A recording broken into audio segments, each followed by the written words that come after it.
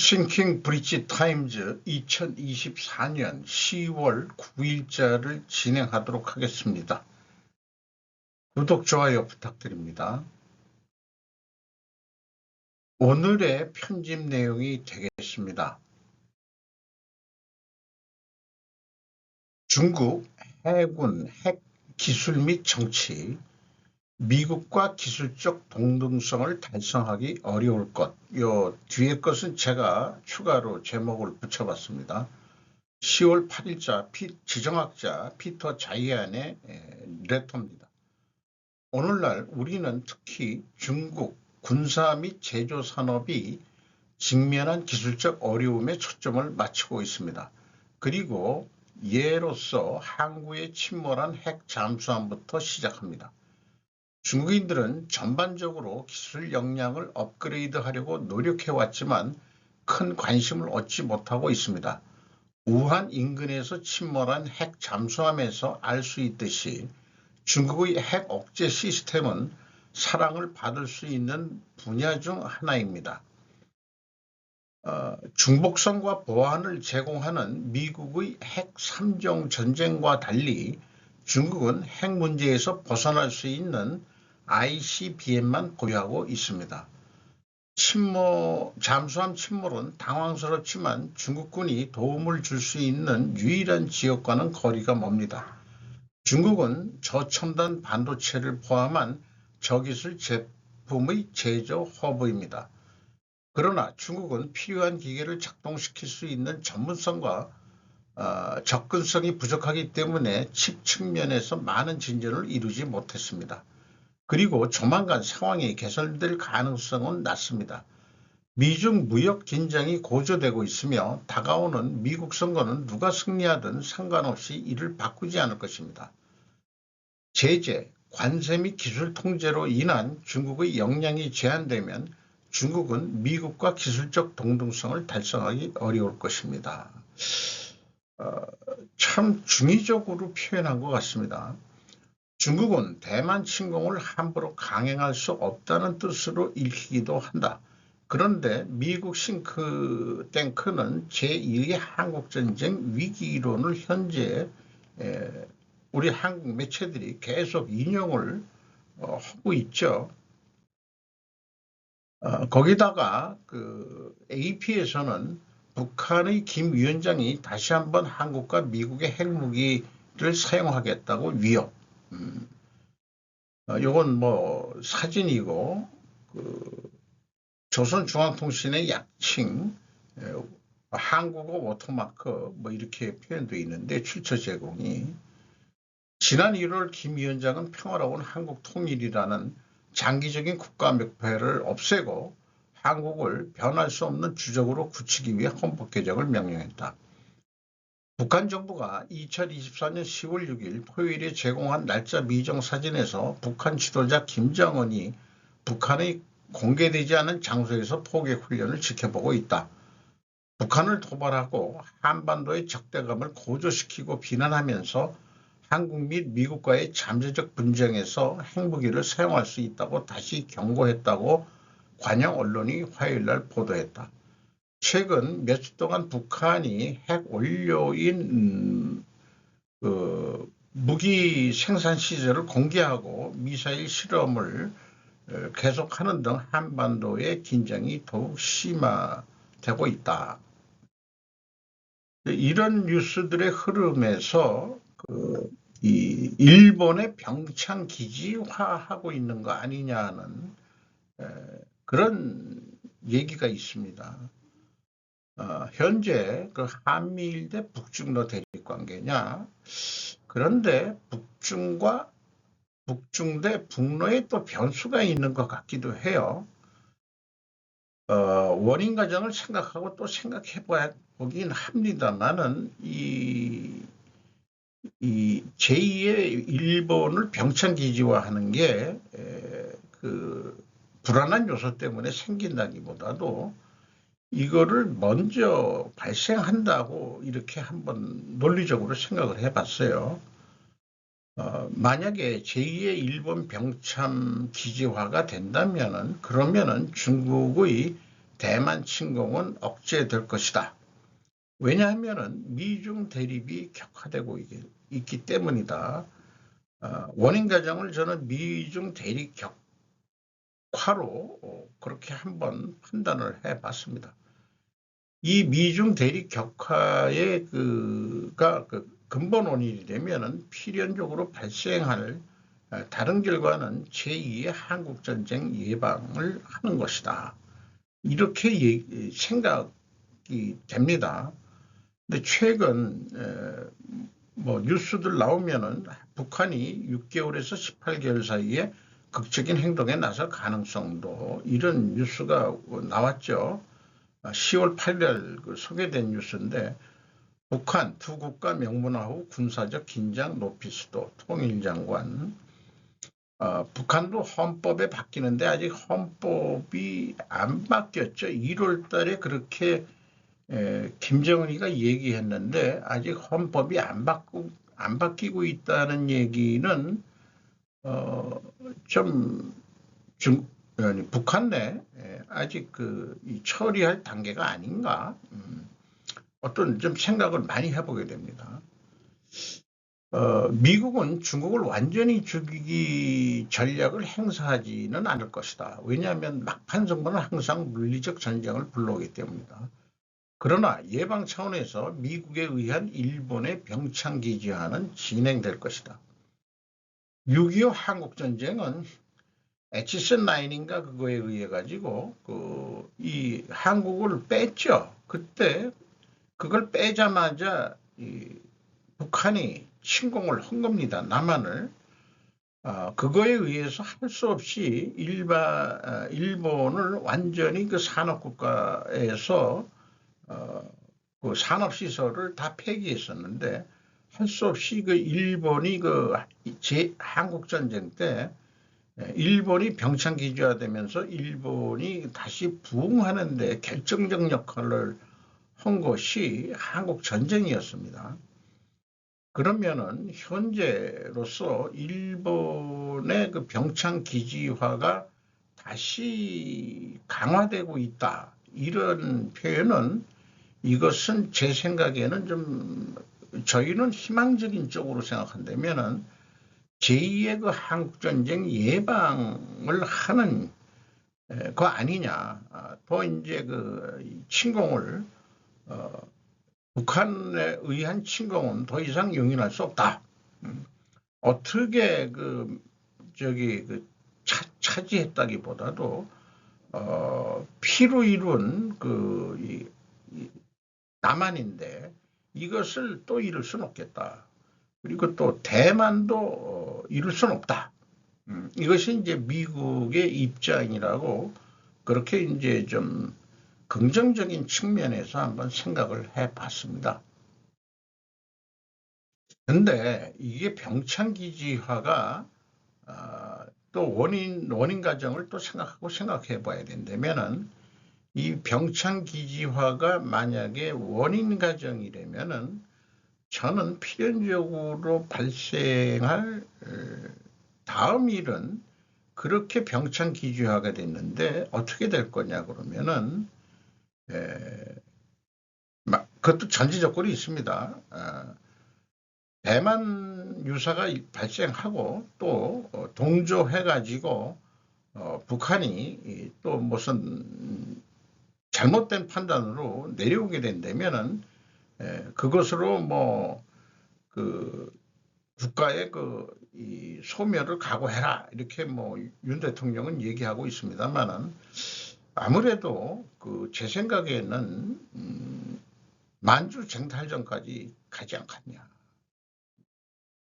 요 경우에는 이제 중국이 해체되는 길로 가는 것으로 저는 러시아가 가만히 있겠냐 또 그런데 이게 동조로서 참전이라기보다도 좀 아마 입장이 다를 것 같은 그런 느낌 같은 느낌이 들어와요.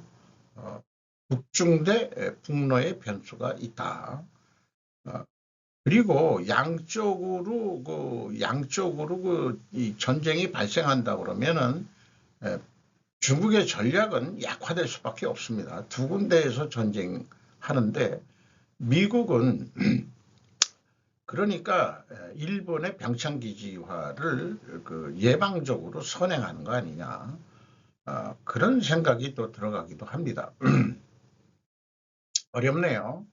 저도 전문가가 아닌 사람이 논리적으로 한번 생각을 자꾸 해봐서 우리가 감정적으로 말고 자꾸 논리적으로 좀 생각해 보고 싶습니다. 제가 단독 5년 전 발주한 탱크 아직 와나 늦어도 벌금만 내는 함흥차사 K방산. 자, 이게 뭐 제목을 이렇게 어그로를 끌어버리면은 안 볼 수가 없게 또 만들어요. 김상준 매일경제인데 분한, 전차 등 10년간 80사건 납기 지연해도 벌금에 그쳐 여 임종득 벌금 환급소 빈번하다. 뭐 이렇게 했는데 세계적인 정세 불안 속에서 각국이 군비 확충에 주력하는 가운데 우리 군이 여전히 고질적인 무기 장비 조달 지연을 겪고 있는 것으로 파악됐다. 평균 전력화 지연 기간은 7개월이었고 인도가 5년이나 늦어진 사례도 있었다. 5년이나 늦어진 사례라는 것은 뭔가 특별한 경우가 있겠죠. 전력화가 지연된 장비는 군함, 전차, 무인기, 미사일, 레이더 등으로 다양했다. 이 가운데 다수 장비는 대북 억제력을 높이기 위해서 방사청이 발주한 첨단 작전 고도화 전략이다. 다수 장비가 이제 고도화 전략이라는 건데, 그 다음에 사업 발주 시 수주 업체의 역량을 꼼꼼히 파악해야 하는 등 방사청의 사업관리 역량을 키워야 한다고 덧붙였다. 방위산업청의 사업관리 역량? 그런 거를 뭐 결론을 내고 있는 모양인데요.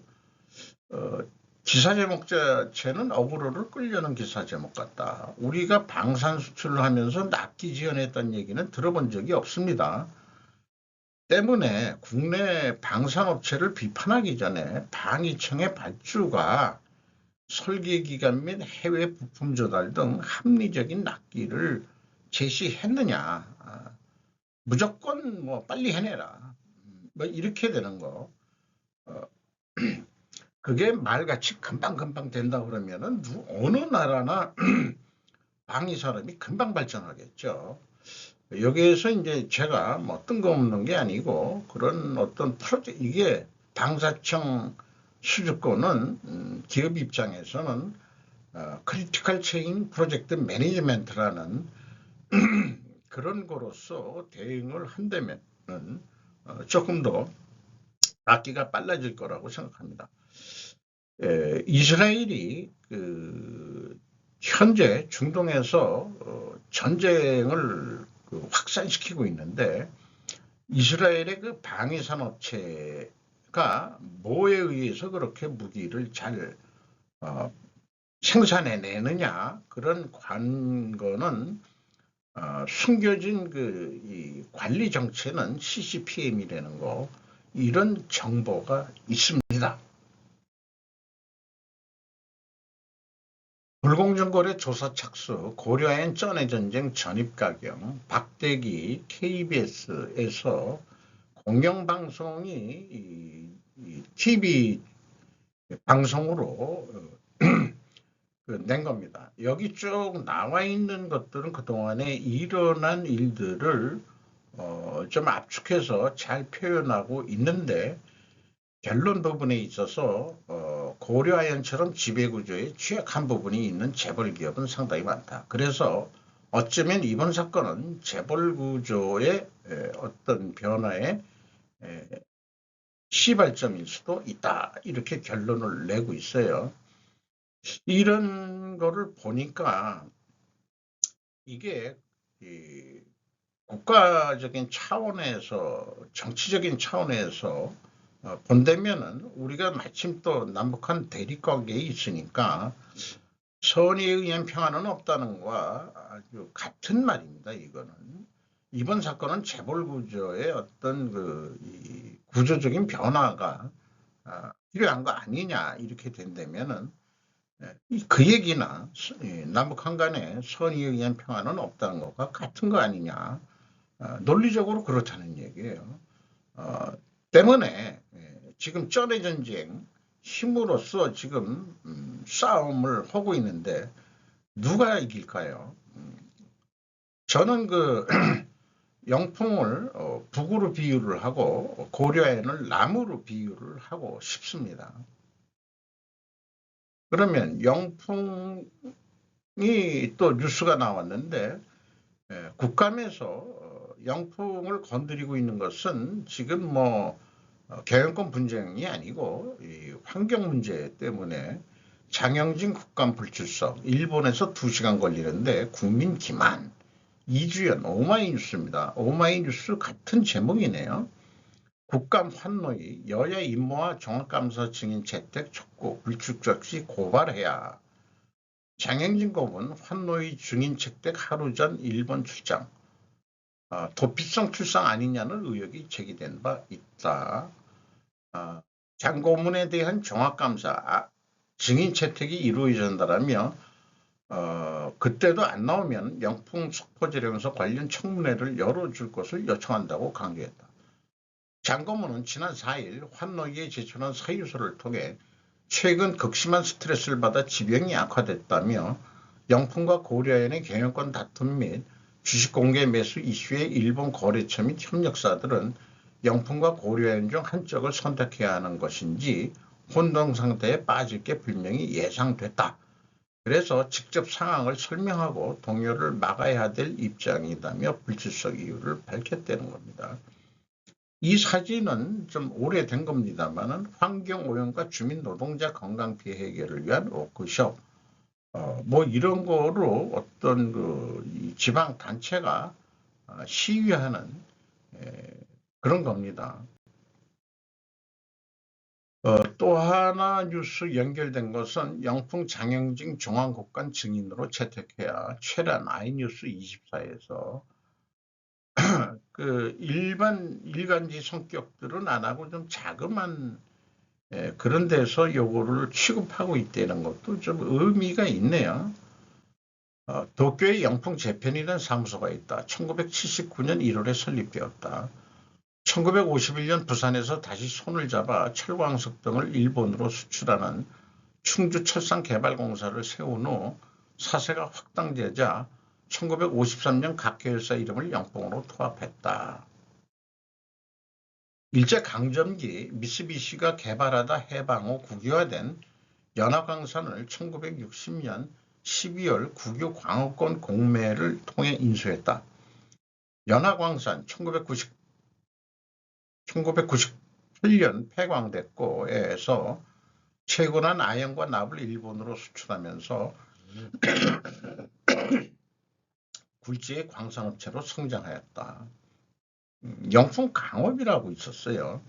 수입에 의존하던 아연계를 작체 생산하기 위해 1970년 10월 낙동강 상류인 경상북도 봉황읍 속포면에 영풍상사 석포재련소를 설립하여 재련업에 진출을 했다. 위키백과에서 가져온 얘기입니다. 장영진 고문이네요. 좀 많이 늙었네요. 늙기는.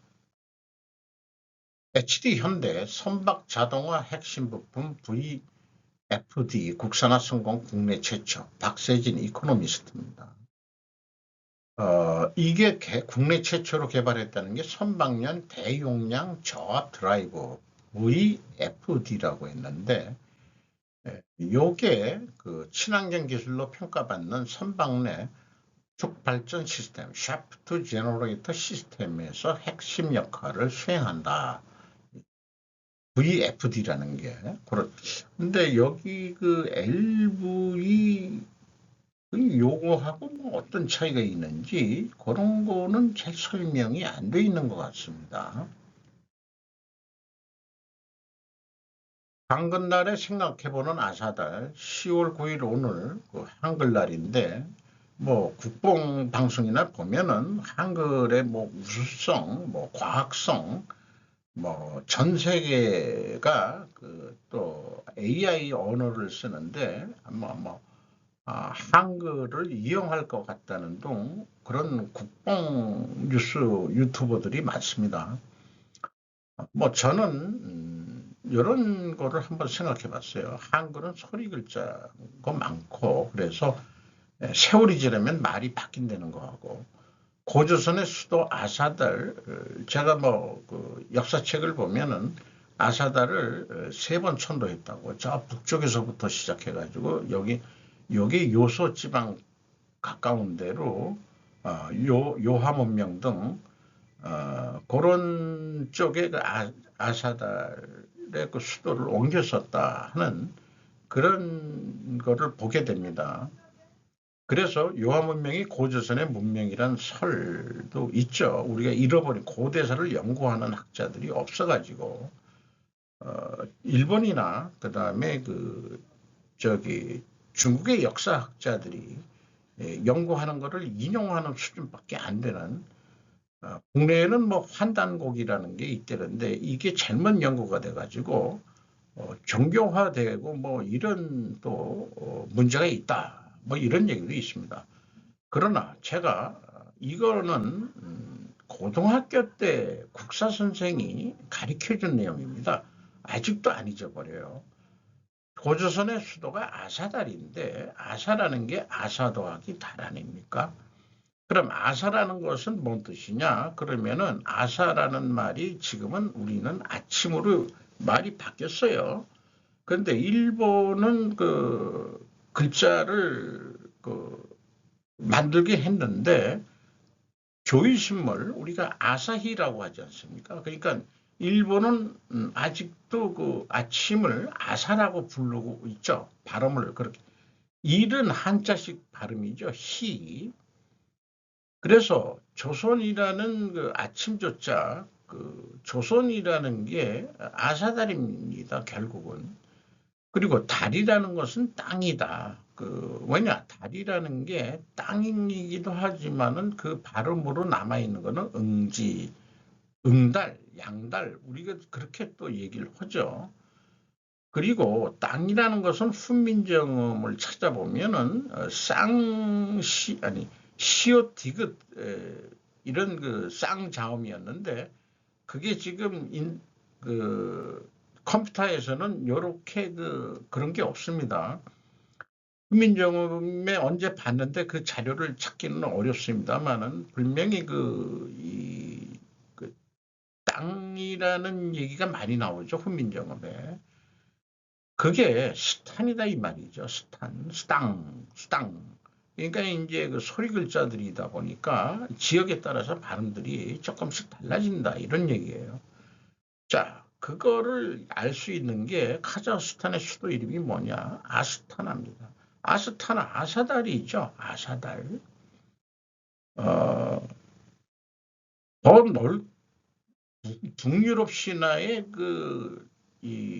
무슨 신화 있죠? 거기에 그 수도도 아스가르다라고 나오죠. 이런 아사, 뭐 이런 게 자관, 우리의 그 고대 이 조상들은 동쪽으로 해 뜨는 나라 쪽으로 계속 이동을 해왔던 민족.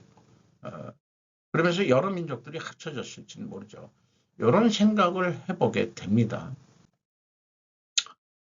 시 오브 재팬. 이 지도는 북한의 마라톤에 참여한 미국인에 대한 기사에서 가져온 것입니다.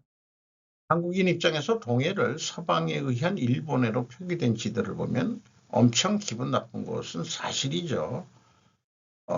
한반도 입장에서는 언제나 동쪽은 동해, 남쪽은 남해, 서해, 서쪽은 서해, 혹은 옛날에는 우리가 황해라고도 불렀습니다. 서해는. 그리고 보면은 중국의 힘을 나타내는 건데 동진하해 이건 일본식 표현이죠. 동중국해라고 요즘 얘기하는데 일본은 곧 죽어도 이 차이나를 한자로 진하라고 씁니다. 그래서 일제시대 때나 일본 지도 옛날 대본용 지도를 보면 동진하해 그다음에 남진하해 이런 식으로 썼어요. 베트남 같은 입장에서는 동쪽이 자기네들이면 베트남시가 돼야 되는데 아마 여기까지 남진하해라고 지금 얘기를 하고 있거든요. 이런 그 바다 이름이 형성된 것은 옛날에 어느 중앙집권 국가였던가 배를 타고서 저기 뭐 어디까지 갔었다, 인도까지 어디까지 갔었다 하는 그런 항해 기록도 있고, 자, 필리핀 같은 경우에는 우측을 필리핀 해라고 돼 있어요. 이런 논리로 한다면은 동해라고 얘기를 해야 되는데, 아니면 코리아 시, 코리안 시, 시 오브 코리아 이렇게 얘기해야 되는데, 자, 일본이라는 나라가 있다 이게요. 세계 그 4위의 그 경제 대국이죠.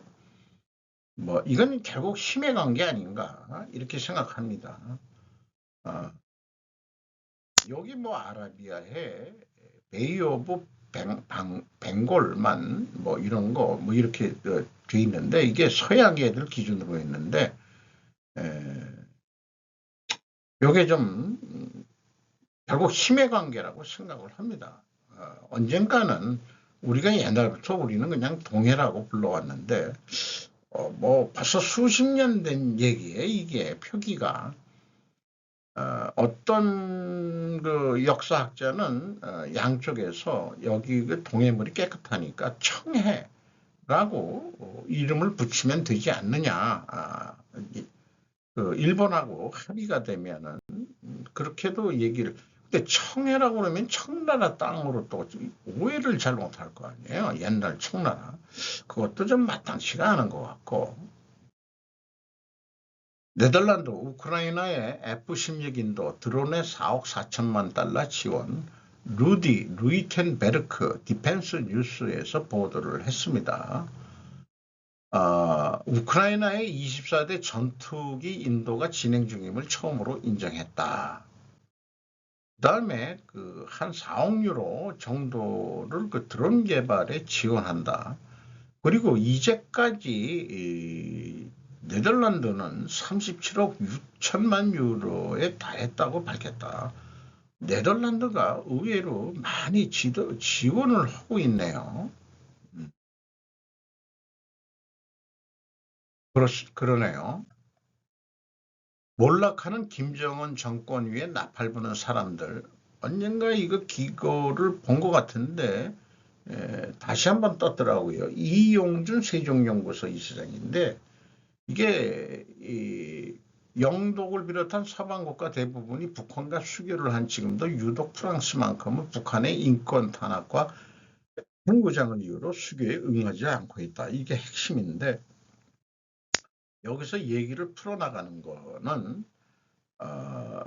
사회주의와 공산주의를 식별하는 게 그 사회주의를 그 표방하는 사회주의 정당이 진짜 사회주의냐 아니면 공산당의 괴뢰 정당이냐, 이름들을 뭐 어떻게든 다 갖다 붙이니까 우리나라 그 더불어민주당이 사회주의 사상이 있다고 한다면은 그게 공산주의를 찬양하는데 이름만 그렇게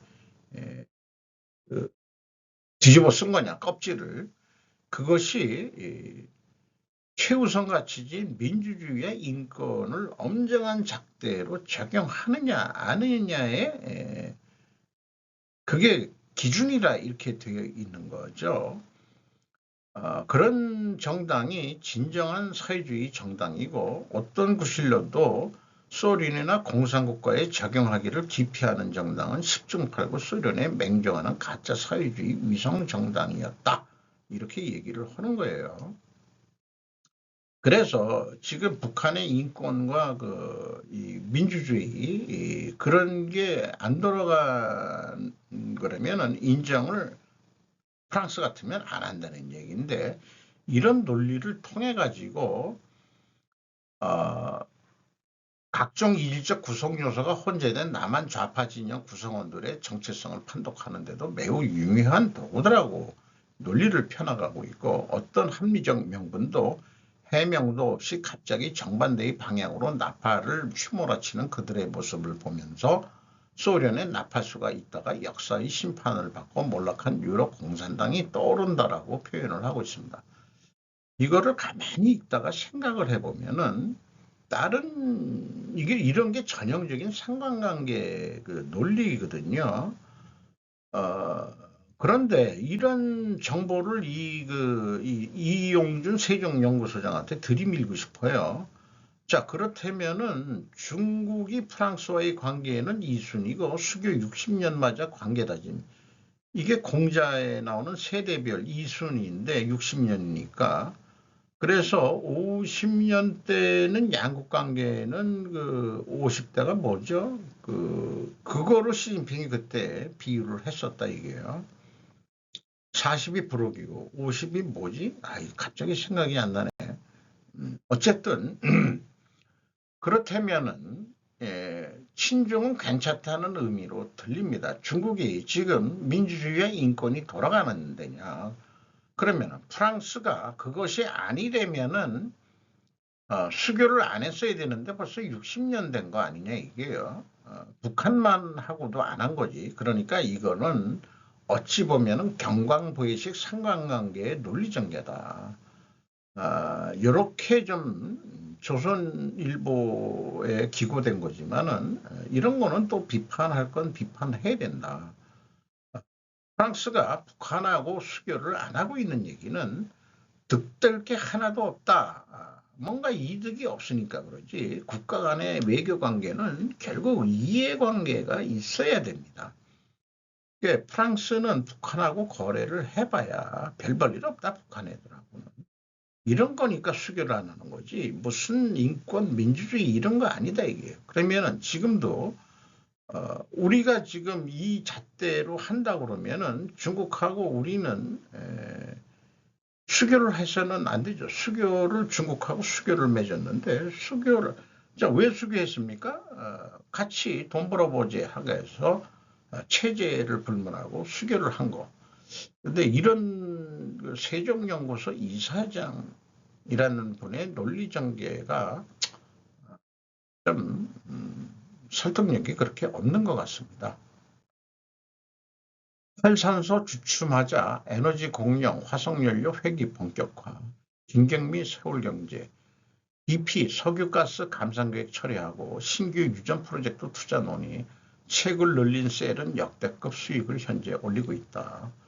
지금 하도 서구가 ESG 그다음에 뭐 이런 거를 하니까 그래서 여러 가지 요즘 여러 가지 정세 불안 이런 등등이 있으니까 불확실한 미래 산업보다는 당장의 먹거리를 확보하는 쪽으로 선회했다는 분석이 나온답니다. 로이터 통신에 따르면 영국 최대 에너지 기업인 브리티시 페트리얼 BP가 2030년까지 석유가스 생산량을 대폭 줄이겠다는 계획을 철회했답니다. 미국은 트럼프가 집권하면 석유를 더 생산하십시오라고 해서 좀 부추기고 있죠. 또 유세를 그렇게 하고 있고. 지금의 일본은행은 중앙은행으로서 해서는 안 되는 일을 하고 있다. 일본이 처한 심각한 상황의 실태. 야마모토 겐조 전 일본은행 이사하고 어떤 두 사람이 대화한 얘기를 후지마키 타케시라는 두 사람이 은행 출신 하고 대담한 내용을 좀 정리한 그런 현대 비즈니스에서 정리한 겁니다. 다른 차원 완화의 제압을 야마모토 씨와 후지마키 씨가 2차원 완화의 공과를 검증하는 대담을 했다. 지켜야 할 룰을 모조리 어겼다. 일본은행이. 방대한 장기국채를 대량으로 시장으로부터 매입하는 정책은 세계 최악 레벨의 빚대국인 일본에 있어서 편리한 정책이었다. 대부분이 나라라고 해도 좋다고 생각합니다만 중앙은행이 국채를 인수하는 재정 파이낸싱을 금지하고 있습니다. 한편 쿠로다 일본은행은 물가 목표를 실현하기 위한 정책으로 자금의 대량 공급을 결정했었다. 그리고 2023년 말 국채 잔액이 582조고 2013년 10년제는 5조 엔뿐이 안 됐었다. 증가액이 457조 엔 10년 동안 증가를 했는데 증가율은 무려 366%나 됩니다. 이렇게 제가 표를 만들어 봤어요. 금리 제로인 상태이기 때문에 국채를 얼마든지 발행할 수 있는 상황이 되었다. 이런 상태에서는 국가에도 재정 적자를 줄이자는 인센티브가 작용되지 않는다. 물론 재정 규율은 국가의 일의적인 책임이 있는 것입니다만 일본은행이 재정 규율이 일하기 어려운 환경을 만들었다는 것은 틀림없다. 재정금융 그 자체였다.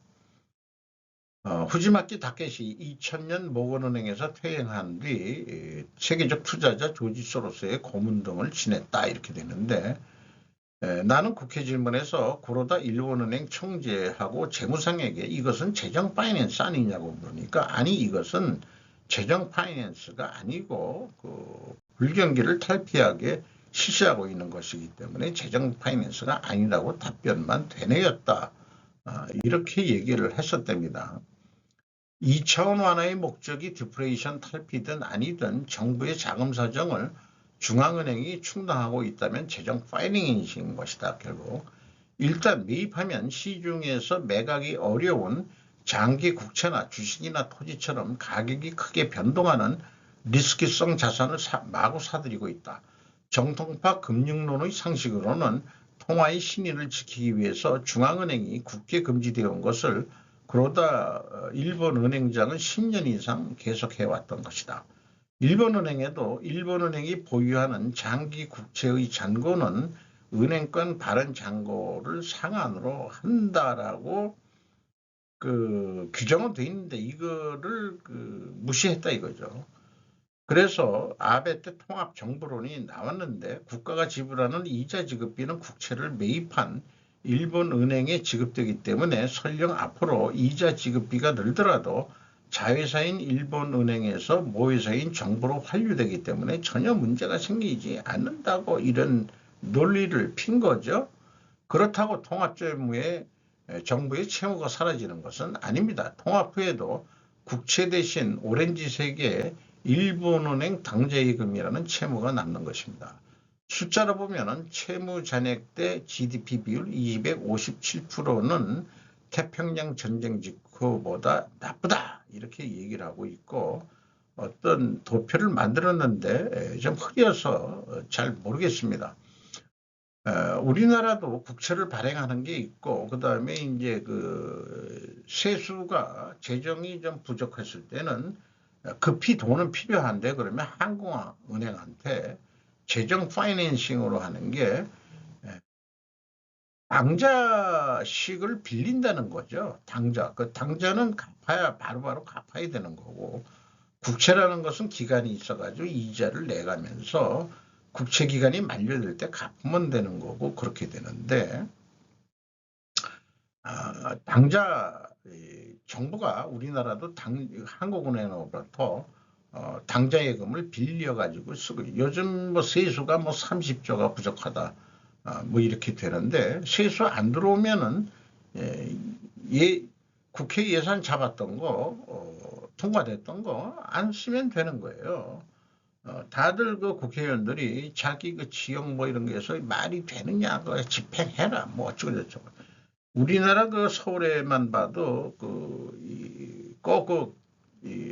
한 해가 넘어가기 전에 괜찮은 아스팔트인데 갈아치우고 도로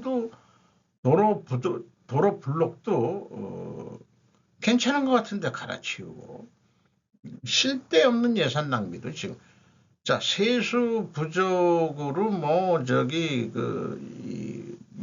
고소득자 세금을 낮춰줘서 해서 세수가 안 들어온다. 그래서 제대로 국가 살림을 못했다. 그렇게 공격하기보다는 세수가 안 들어온다면은 불효불급한 예산을 쓰지 말라. 최근에 공격받고 있는 것은 R&D 연구개발비를 삭감했다고 해가지고 불끈하고 있죠.